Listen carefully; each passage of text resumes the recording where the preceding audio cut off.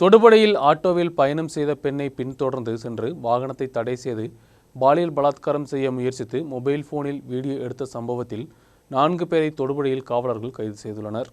தொடுபுழையில் ஆட்டோவில் பயணம் செய்த பெண்ணை பின்தொடர்ந்து வாகனத்தை தடை செய்து நிறுத்தி பலாத்காரம் செய்ய முயற்சித்து மொபைல் போனில் படங்கள் எடுத்த சம்பவத்தில் 4 பேரை தொடுபுழை காவலர்கள் கைது செய்தனர். தொடுபுழை கோலானிச்சேரி பகுதியில் தங்கியுள்ள KM Mujeeb, BC Francis, Harinarayanan, கரிமனூரை சேர்ந்த KK பஷீர் போன்றவர்கள் தான் கைது செய்யப்பட்டுள்ளது. கடந்த தினம் மாலை 4:30 மணிக்கு தான் சம்பவம்.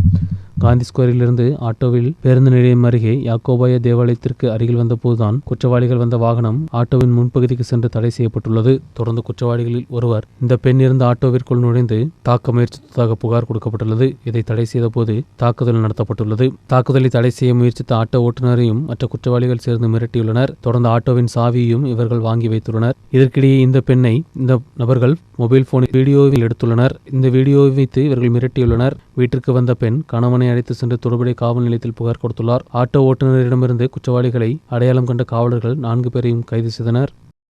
News bureau, தொடுபுழை.